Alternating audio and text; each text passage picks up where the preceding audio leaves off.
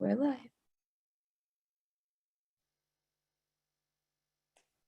Good Wednesday morning or afternoon, depending on what part of the country you are in. I am coming to you all with a very humble heart as my beloved Crimson Tide went down on a very public display manner. And I have offered a lot of apologies to Mr. Chris Cook, who I previously on last week's calls referred to as a cheater. And I am currently seeing Brian Williamson about my need for personal growth. So I am fired up today, though, because we've got some great content on the next two calls, guys. And it starts right now on this builders call. I had a unique opportunity to go down to many of the spring tour events. But I got to say, one of the special memories that stand out in my head is going down to Tampa, Florida, where I got to spend a lot of time with Trey and his team members, a lot of whom of which you're seeing on the screen right now. And we got to do something very special on that day, which was go visit with Jimmy Spill Dinner's family restaurant, go meet his brother, and go see some of the legacy that continues on in that establishment. And so to all of you leaders that are on, to John, Preston, Ian, Trey, just gratitude for the way that you guys continue to carry the torch and lead for such a beloved individual that we all respect greatly. And it just really spoke to the heart and the core values of what Symmetry is all about, to see you all rally and bring all of the troops down in Tampa over to that restaurant and show some love and, you know, probably scare the serving staff half to death when we rolled in there with over 100 people suddenly to jump in and enjoy some food. But B-Dubs, I know we're excited today. I know we've got Trey, Alderson-Cloutier, for those that don't know, regional agency director, just a true powerhouse in the industry, one of the more brilliant minds that you'll get to run across. I sure will let him edify these wonderful souls that he has joining him today. Anything you want to add, B-Dubs? I don't think so. Happy Wednesday, everybody. And this crew is one of these get ready for some value. And Trey, in his little unsuspecting way, about to drop some bombs on you, I'm sure. So enjoy. Right. Enjoy. Right. Well, Trey, we appreciate you and your leadership, buddy, and you allowing your team to pour into us today on the Builders Call. So B-Dubs and I will get out of the way and turn it over to you, my friend. Sure. Thanks, Todd. Thanks, Brian. Appreciate you guys so much. Trey, Alderson-Cloutier, direct to Symmetry Financial Group, part of the Spiel Dinner Delaney Pritchett hierarchy, and so grateful to be so. Got a really good call for you guys set up today. The title of the call is Establishing and Cultivating a Winning Culture. And, we talk a lot about culture here at Symmetry. I think it's probably the most important part of our business and why we attract people and the type of people that we do attract. And you're going to have a culture in your organization, whether you like it or not. And the question is, are you going to have a winning culture, or are you going to have a culture full of drama and toxicity and negativity? And I've got three absolute rock stars on the line with me today to be able to help to break down how they cultivate and create their culture in their individual organizations. So the first person that I'm going to bring up is actually a gentleman that's an agency owner with our company. He's been here for 2 years in the Josh Busick organization.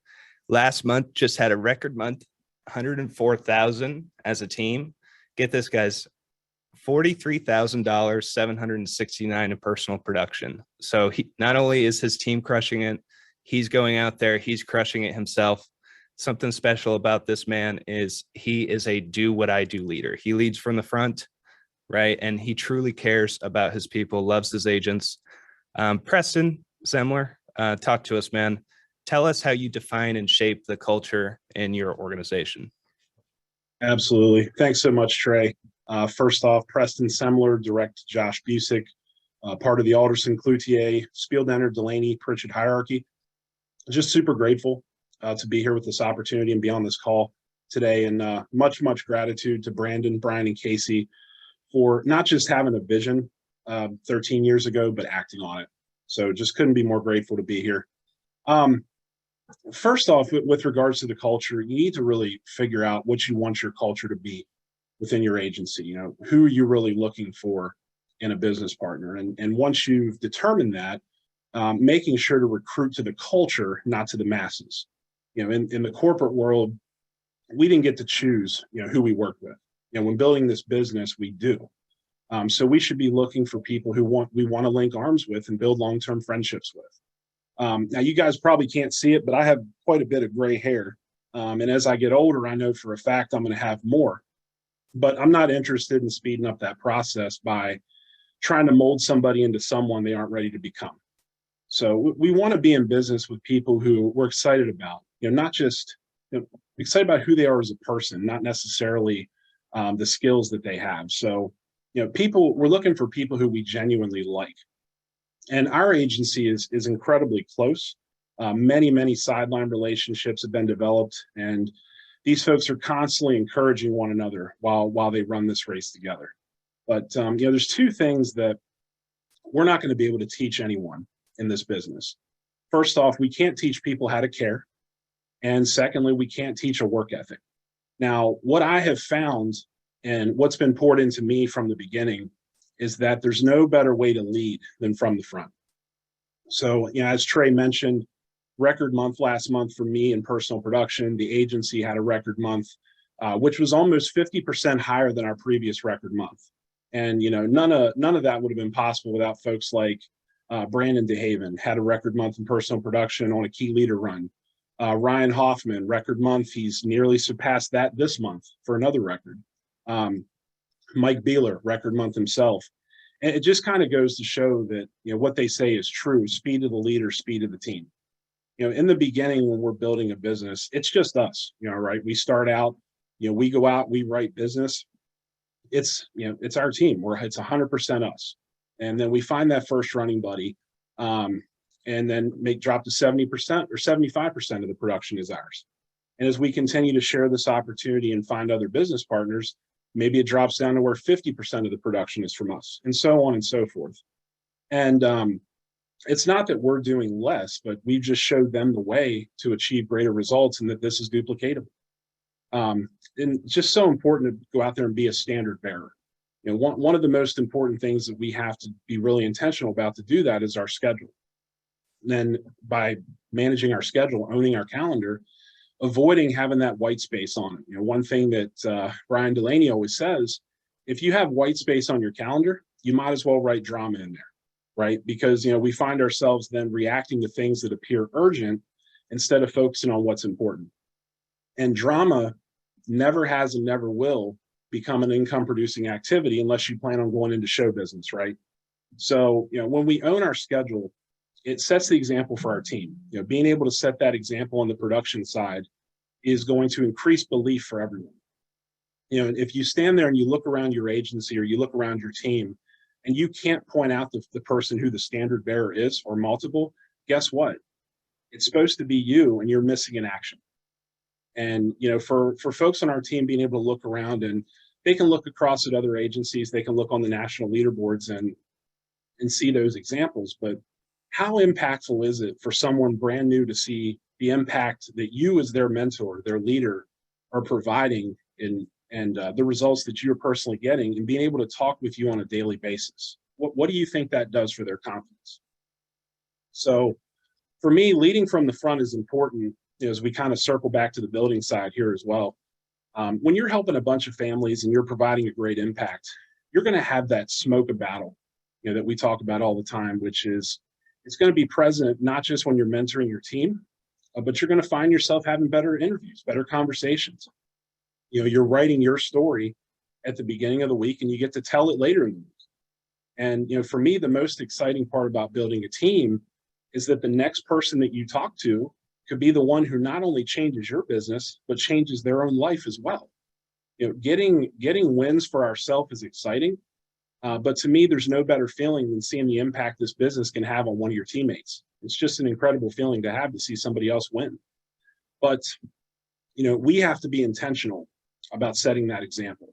You know, with that being said, we have to be able to show them what is possible. In my case, being blessed to do this business together with my wife, Tara, having the ability to take a trip to the beach, go on a date night, being able to see the kids and their activities. So we're not just showing everyone, what the work side of this thing looks like, but also what it can provide. And, leading from the front and doing production, it's today money, right? Building a team is tomorrow money. But if you aren't doing the right things today, there won't be a tomorrow.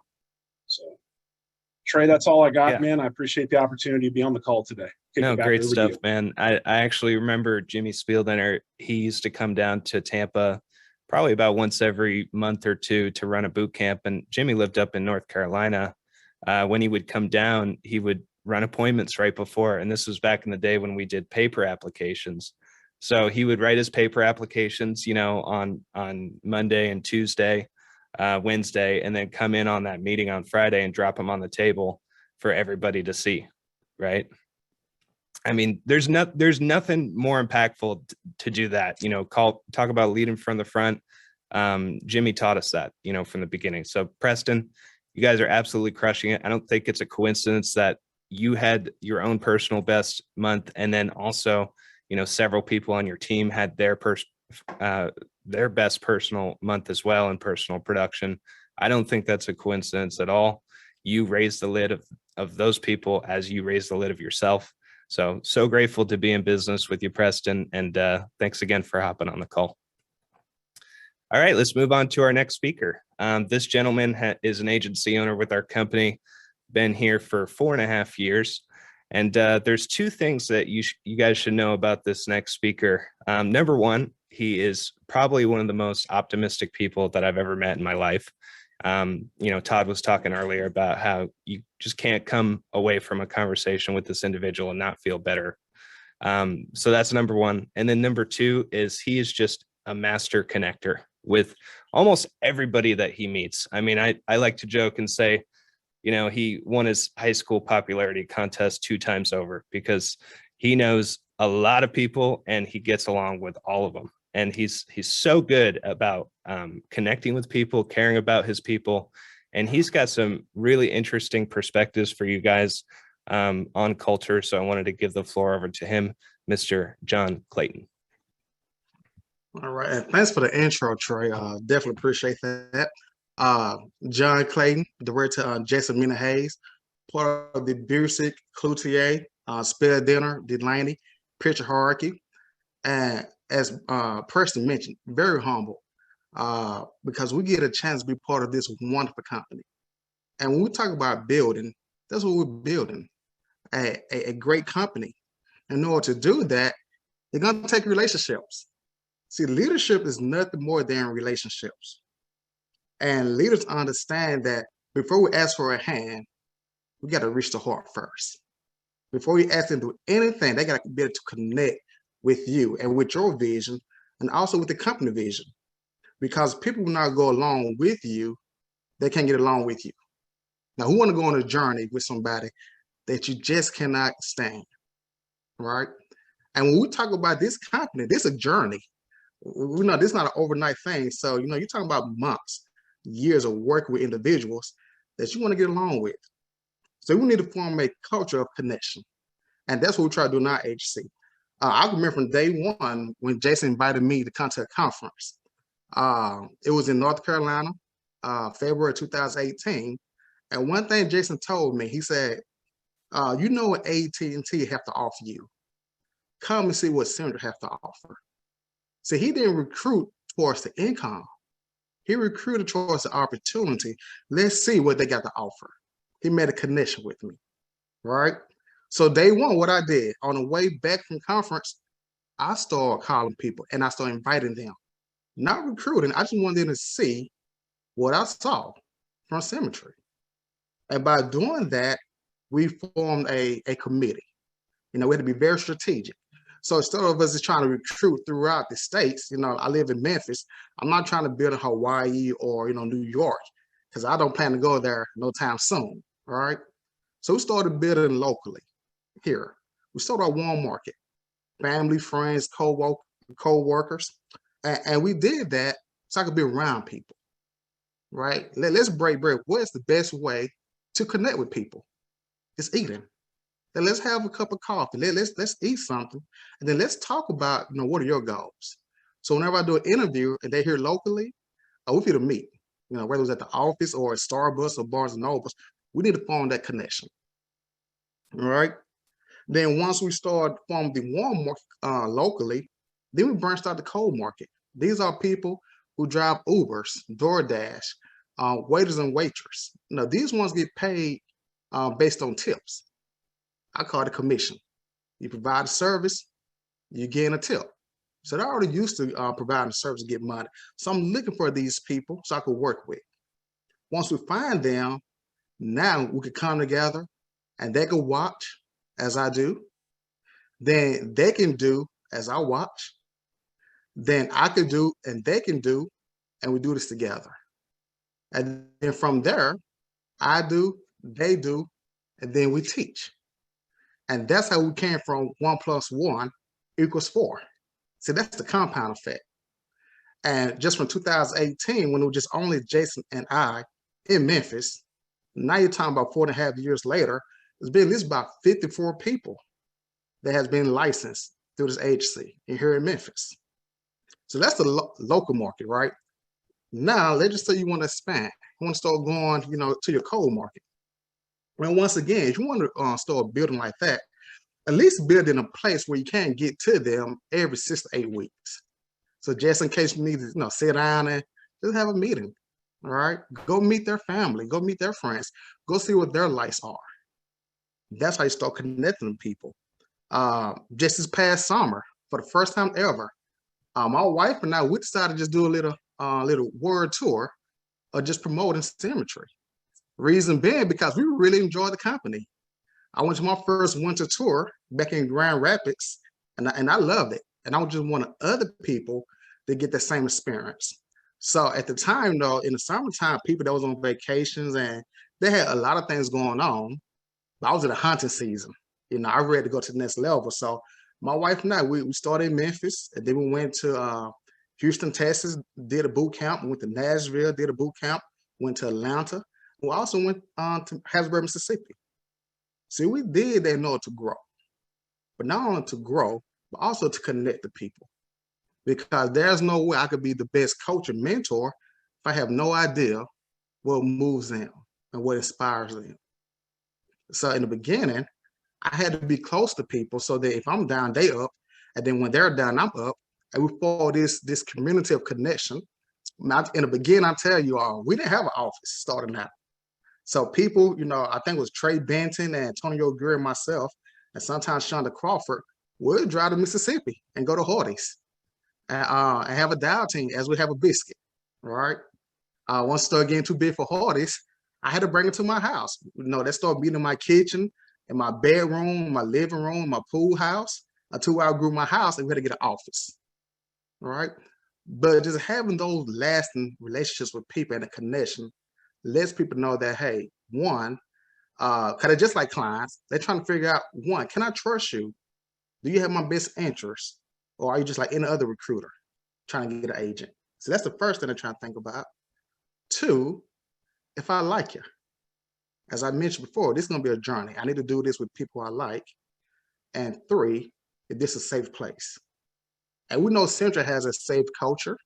So then we have the responsibility to build a safe culture or a subculture in our agency. So I say, start with relationships. People do come first. We are in the people business. So if we're saying we don't like people, we may be the wrong business. And that's what all I got today, Trey. Yeah. There's just something so special about seeing people in person, breaking bread with them in person, right? And I see a lot of leaders, not just in Symmetry, but just as a whole, they want to replace everything with Zoom and phone calls. And it's just like, guys, it's not nearly as effective as going out and seeing people in person.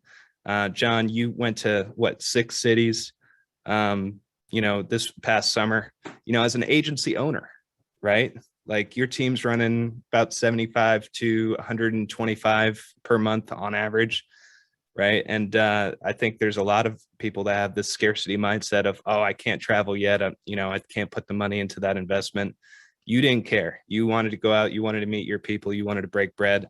And because of that, you're reaping the rewards now. You guys had a record month in writers last month. And of course, every year you've had growth since you came here. So super proud of you, man. Thanks again for hopping on the call. All right. And this last individual that I'm going to introduce, he's been here for 5.5 years, was a school teacher before this, making $30,000 a year, came in, instantly started recruiting, saw the opportunity with building, was like, hey, I'm going to start right away. 6 months before he got his first writer, guys. He recruited for 6 straight months before he got his first writer. Over the years, I've watched him grow tremendously. Now he's in his 120 run, his first month. He's not only organizing huge events, right, but he's actually emceeing huge events and boot camps with, hundreds of people. He's a leader of leaders, guys. You guys know him, Mr. Ian Graham. Super excited to hear from him. In regards to the expectations specifically that you lay out for your new recruits on the final interview, Ian, how are you establishing your culture from the very beginning of the recruiting process? Yeah, thank you, Trey. I appreciate it. First off, Ian Graham, Director Sterling Gatling, part of the Skeen, Alderson-Cloutier, Spieldenner, Delaney, Pritchett hierarchy, and very blessed to be so. Before I answer that question, Trey, I just want to send my condolences over to Spivey. I know Brian Williamson and I haven't experienced this yet, but we're still undefeated. Go Blue. So, I'm so sorry that the tide didn't quite roll hard enough, but go Blue. So, all right, Trey, to your question, I had to throw that in there. I knew Brian didn't even pay me to do that. We really want to create a culture of accountability, Trey. Expectation setting on the final interview is absolutely critical in order to do this. On the final interview, it sets the whole foundation for really how they treat us and how we treat them in our working career with this new agent. And you know what happens, Trey, if we don't set clear expectations? Nothing. Yeah.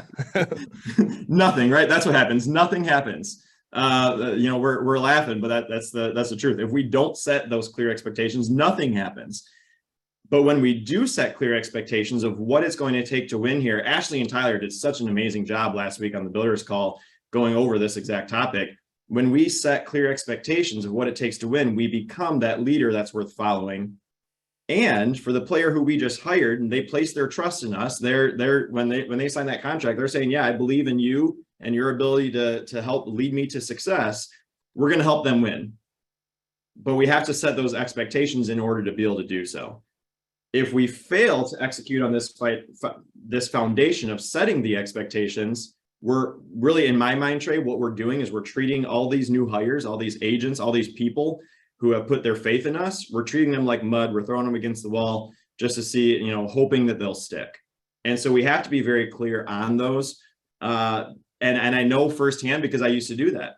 It wasn't intentional. I wasn't intentionally throwing people against the wall like mud to see if they stuck. But I wasn't tracking my process well enough to realize that I wasn't having people move into the writer category. And so a quick plug, if you're not currently tracking each step of your process as adamantly as you do the sales process, if you're not tracking as much so on the building process, do that. It was only then when I realized that I wasn't actually turning people into writers. I had all these recruits and no one was actually getting results and becoming a writer. And so I had to make a change. Trey. And now I personally, on my final interviews, I discuss 3 expectations with them. I discuss 3 commitments or ingredients, if you will, for success. And those are massive action, constant correction, and association.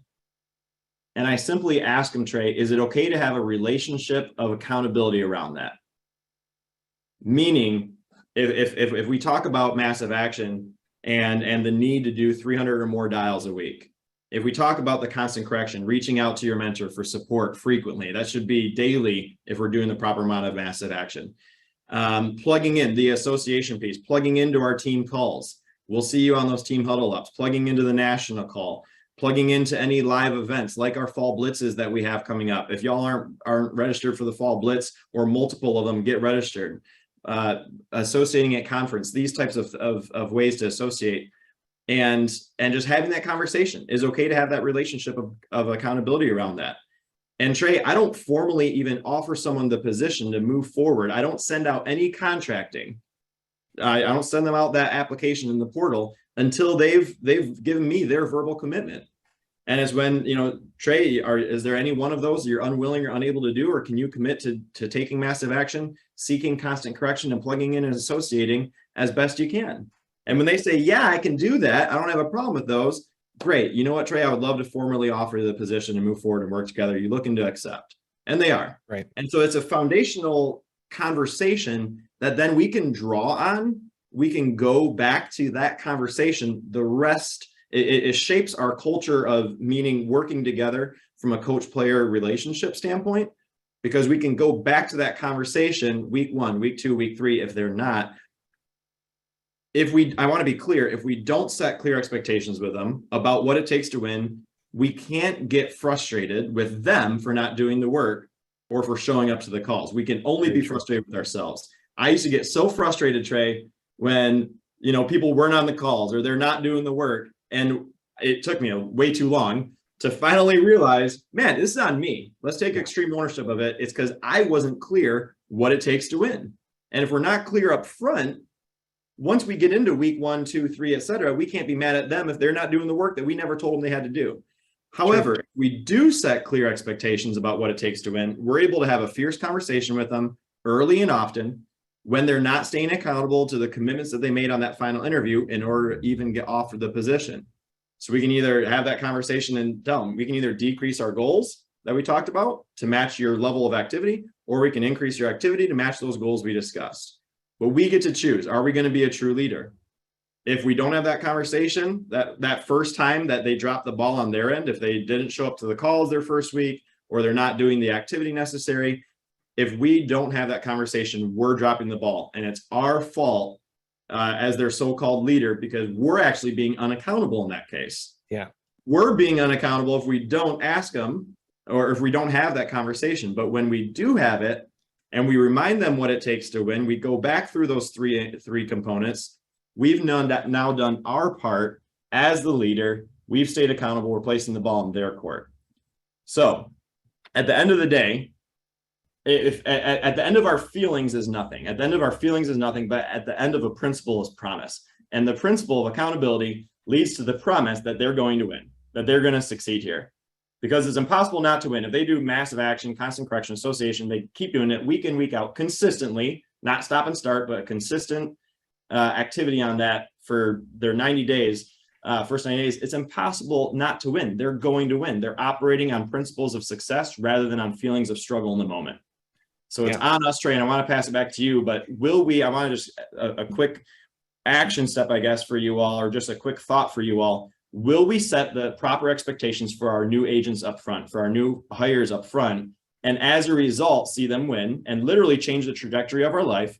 Or will we be so excited that we got a guy or got a gal that we fail to properly communicate to them what it's going to take to win here, and as a result, see them flounder and fail? The choice is ours. It's up to us. Are we a true leader, or are we just a mud thrower against the wall?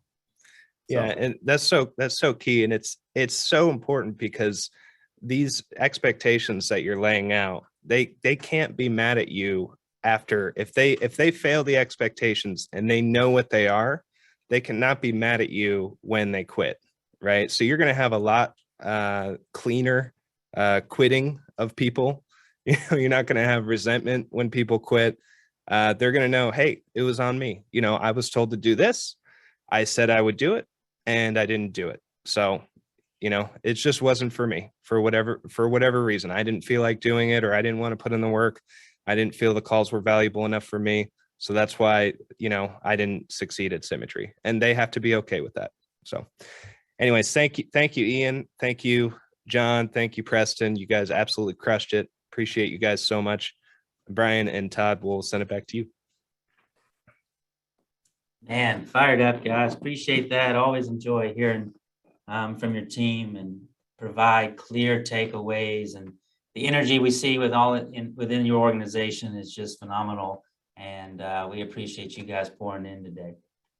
You know, what's so much fun too for me to hear, guys, is just the replication of language, right? We talk about one of the key drivers of having a healthy culture is language, right? Language creates culture. And John, loved your use of the square that we talk about. If you're new, you'll learn what that is at the right time, right? Hey, I do, you watch. I do, you help. And leaders worth following, and all the different tools that we hear about to make this thing simple, scalable, and sustainable. And so appreciate you guys modeling that so well. I do want to say that Ian took a little shot there at Alabama Crimson Tide, and I think I also overheard Trey. You mentioned he's on a run to 120. I want to check your inbox. I think he's actually on a run to 110 now, but that's okay. You can rebuild. You know what, Todd? I would say let's settle this on the field, but I don't think one-loss teams are going to make it in the playoff this year. So, Oh, I love it, man. There's nothing like college football for me. There isn't. Definitely. Congratulations to the Maize and Blue, I believe is what it's called. That's right. That's right. It is such a fun scene, isn't it? My youngest son's loving his life. He gets to host recruits at Michigan State for track and field. And he's had sideline passes for every game. So he's on the sidelines of all the I don't care too much about the Spartan football team, but anyway, he gets to have a good time. And it's so fun to get all these sports memories and times of engagement. And it's just great. And Trey, good for you, man. Relationships, right? Leadership is about relationship. Management's about process. And to be leaders worth following, relationships require two things: proximity and frequency. And in some way or another, as we continue to grow and get together face to face, it makes a big, big difference. So love that y'all were foot stomping that one as well. Great job, guys. Really appreciate you all being on. Let's roll into the national call, B-Dubs. I know we've got some promotions to get into. I'm fired up for today's call, guys. You are in for a very special treat. We have two remarkable individuals on this call that have not spoken on the national call just yet. So you're truly going to have an opportunity to get to see what we've known and seen for many years behind the scenes. And we're really fired up for the content. So make sure that you're tuned in to hear from Mr. Dave Alvarado and Josh Manzano, two just absolutely rock stars in this industry. I do have some beef with Dave Alvarado that I'll share when we're setting them up. He doesn't know it yet, but I want to share that. So we'll just leave everyone in suspense. Let's see here. I got it right? Have we seen him properly, B-Dubs, over there? Looks wonderful. Nice. I always get nervous that my old screen share is not going to quite work out. So, guys, before we jump into the call, we just mentioned we're going to have Agency Director Dave Alvarado and Mr. Regional Agency Director Josh Manzano on. Before we get into the national call content, I do owe an extreme apology to Mr. Christopher Cook. His Tennessee Volunteers definitely put a beat down